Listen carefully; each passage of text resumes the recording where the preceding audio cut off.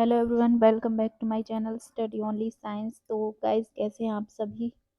I hope आप लोग बेहतर होंगे और अपनी तैयारी को बहुत अच्छी तरीके से कर रहे होंगे। आज का हमारा टॉपिक है कदम राजवंश का इतिहास। क्योंकि इस टॉपिक से रिलेटेड किसी की क्वेरी थी, मेरे पास मैसेज था, तो मैंने कदम राजवंश का आज का टॉपिक लिया हुआ है। और आई होप आप लोगों को ये क्लास अच्छी लगेगी, तो लाइक ज़रूर करिएगा।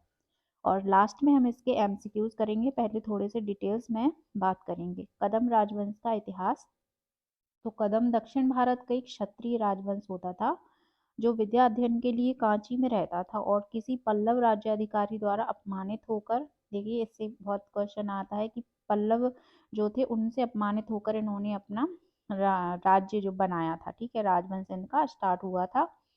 तो जिसने चौथी सदी इनसे अपमानित होकर इन्होंने चौथी सदी ईस्वी में लगभग 345 ईस्वी पूर्व प्रतिशोध स्वरूप कर्नाटक में एक छोटा सा राज्य स्थापित किया था। ठीक है, प्रतिशोध लिया था इन्होंने और कर्नाटक में छोटा सा राज्य स्थापित किया। इस राज्य की राजधानी कौन थी? बैजयंती अथवा बनवासी, दो नाम इसके दिए गए हैं।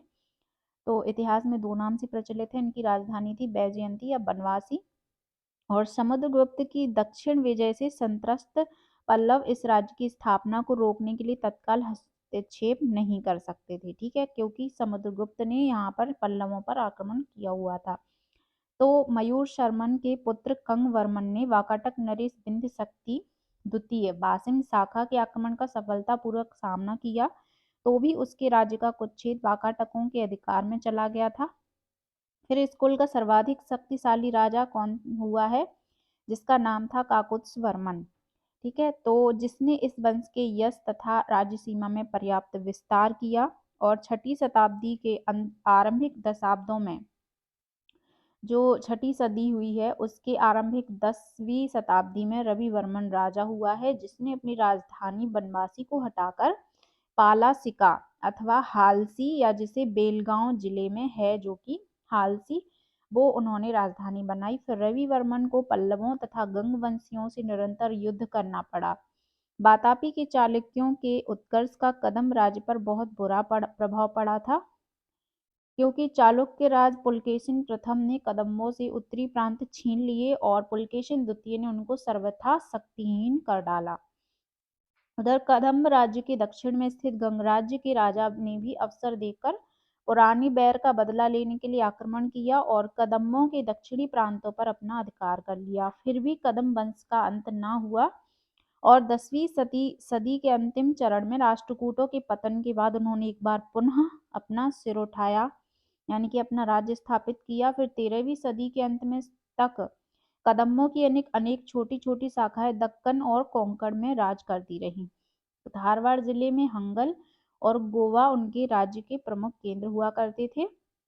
इस प्रकार लगभग 1000 वर्ष तक कदम्ब दक्षिण के विभिन्न स्थानों पर गिरते पड़ते शासन करते रहे। हालांकि उनका असाधारण उत्कर्ष कभी भी संभव न हो सका, यानी कि ये छोटे से रूप में अपना राज्य करते रहे। इनकी वंशावली दी गई है। जो पहला राजा हुआ है मयूर वर्मन, प्रथम शासक हुआ है, इसने यही स्थापक था इस वंश का। फिर कंगवर्मन, भागीरथ, रघु, काकुत्स वर्मन, शांति वर्मन, नृगेश वर्मन, शिवमंधति वर्मन, रवि वर्मा और हरिवर्मन। ये हरिवर्मन जो है ये इस शासन का अंतिम शासक था। और जो अन्य राजवंश हुए हैं इसी शाखा के, तो गोवा के कदम्ब हुए हैं और हंगल के कदम्ब हुए हैं। इनका अलग अलग इसलिए दिया गया है क्योंकि ये इसी शाखा के अलग अलग कदम्ब वंश के राजवंशी थे। इसके बाद देखते हैं कुछ महत्वपूर्ण पॉइंट्स, फिर हम एमसीक्यूज करेंगे। तो पहला पॉइंट आता है, कदम वंश दक्षिण भारत का एक प्राचीन शाही हिंदू राजवंश था। इस वंश ने 345 ईस्वी से 525 ईस्वी तक दक्षिण भारत के एक बड़े हिस्से पर शासन किया। फिर कदम वंश के संस्थापक जो है मयूर शर्मा थे और कदम वंश के लोग मानव्य गोत्रीय ब्राह्मण थे। कदम वंश के लोग खुद को हरिति पुत्र कहते थे और कदम वंश के लोग वेदों का अध्ययन करते थे और वैदिक यज्ञों का अनुष्ठान करते थे।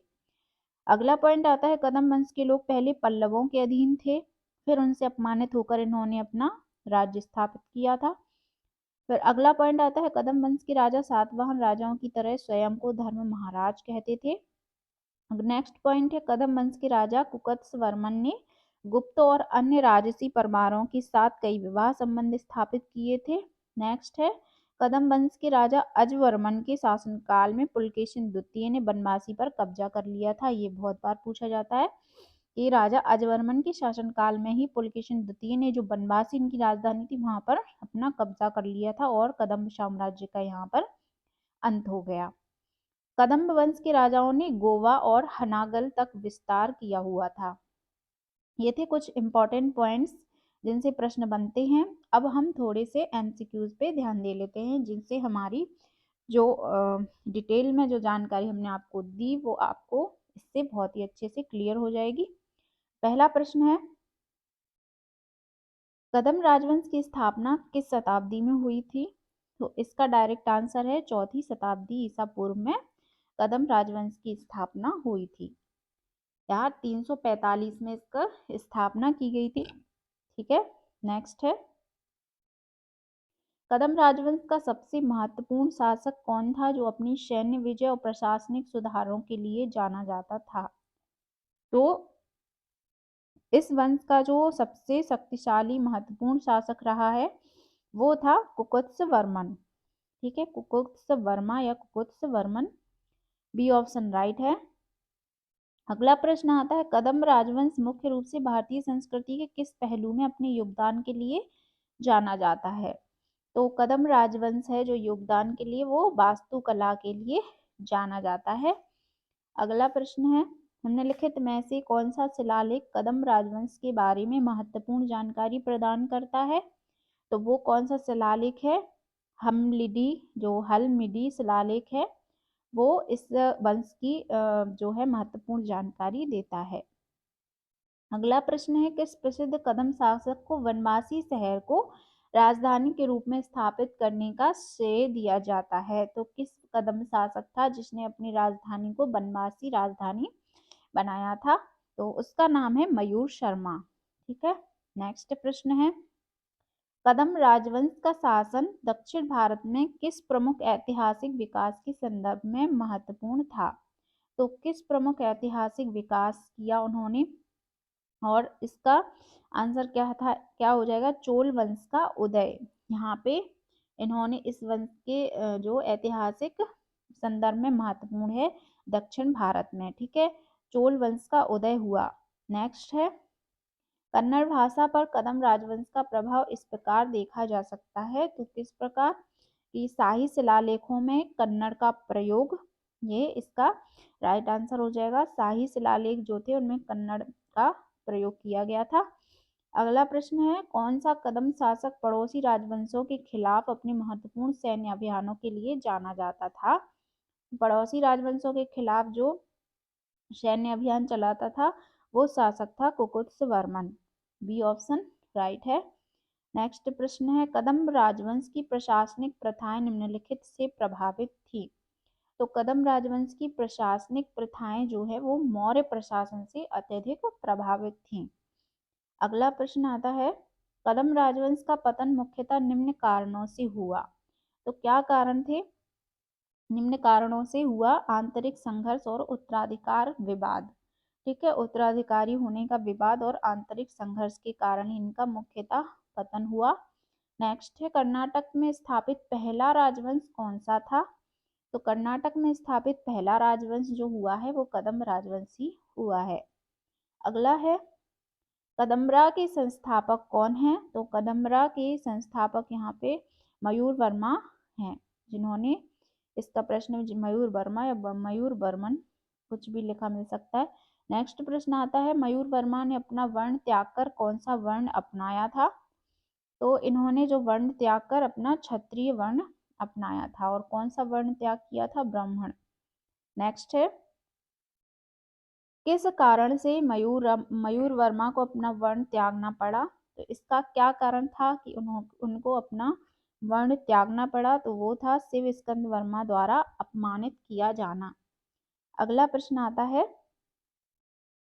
यह राजा कन्नड़ वासियों के स्वाभिमान का प्रतीक है। तो इनमें से वो कौन सा राजा है जो इन कन्नड़ वासियों के स्वाभिमान का प्रतीक बना? उसका नाम है मयूर वर्मा।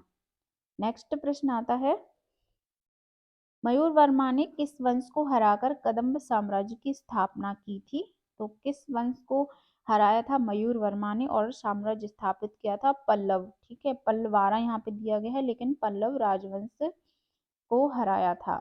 नेक्स्ट है, मयूर वर्मा ने किस पल्लव राजा को हराया था? तो मयूर वर्मा ने किस पल्लव राजा को हराया? शिव स्कंद वर्मा को। ठीक है, अगला प्रश्न आता है, कदम्ब की राजधानी कौन सी थी? तो कदम्ब की राजधानी थी बनवासी। नेक्स्ट आता है, बनवासी कर्नाटक के किस जिले में स्थित है? तो बनवासी राजधानी जो है कर्नाटक के उत्तर कन्नड़ में स्थित है, उत्तर कन्नड़ जिले में स्थित है। नेक्स्ट प्रश्न आता है, कदम्ब का प्रतीक चिन्ह क्या है? तो कदम्बों का प्रतीक चिन्ह के रूप में इस यूज करते थे शेर को। नेक्स्ट प्रश्न है, मयूर वर्मा ने किस झील की मरम्मत कराई थी? तो मयूर वर्मा ने जो है इस झील की मरम्मत कराई थी, चंद्रावली झील की इन्होंने मरम्मत कराई थी।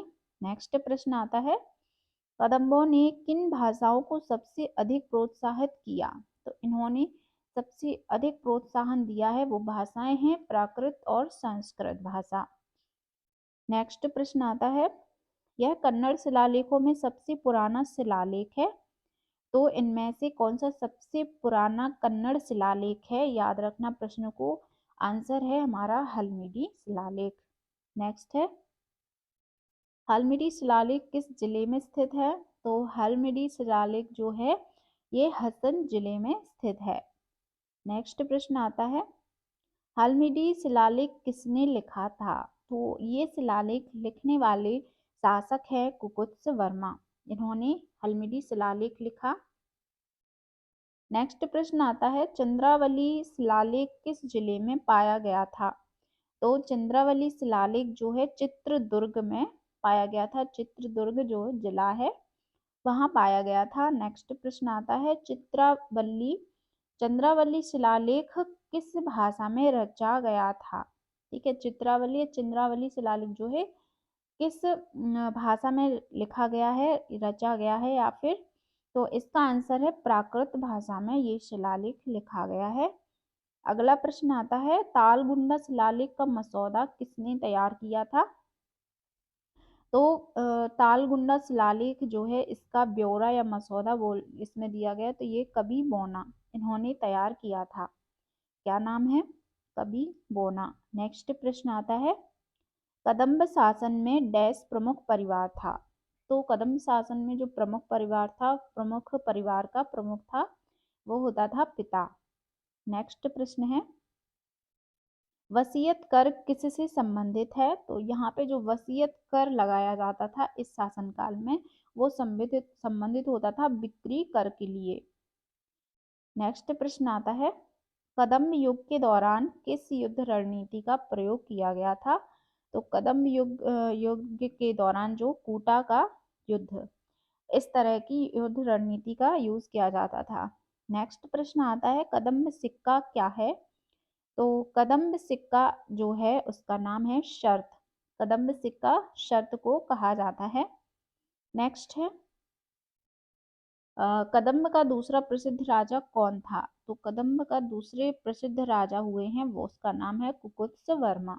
नेक्स्ट प्रश्न है, मृगेश वर्मन ने किस झील का निर्माण करवाया था? तो मृगेश वर्मन ने जो झील का निर्माण कराया है वो है प्रणवरेश्वर झील, इसका आंसर ए राइट हो जाएगा।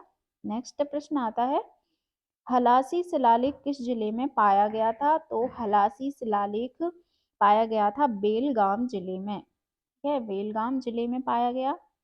नेक्स्ट प्रश्न है, किस राजा को धर्मराज की उपाधि प्राप्त थी?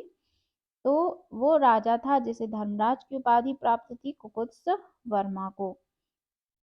नेक्स्ट है, महाभारत में बनवासी को किस नाम से कहा गया है? तो महाभारत में बनवासी को बाई जयंतीपुरा नाम से संबोधित किया गया है।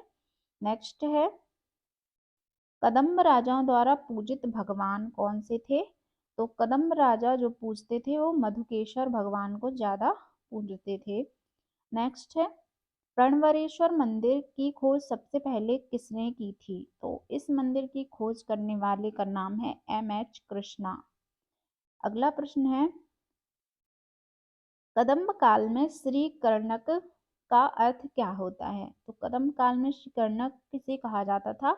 ये कहा जाता था वहाँ के मुनीम को। तो ये थे कदम्ब काल से या कदम राजवंश से related very important MCQs. I hope आप लोग की जो क्वेरी थी वो इसे सॉल्व ज़रूर होएगी, और कदम राजवंश के अलावा जो जिस वंश के बारे में कहा गया था मैं उसके भी एमसीक्यू और डिटेल्स वीडियो कल लेकर ज़रूर आऊँगी। मिलते हैं तब तक के लिए नेक्स्ट वीडियो में। सभी को गुड नाइट, टेक केयर।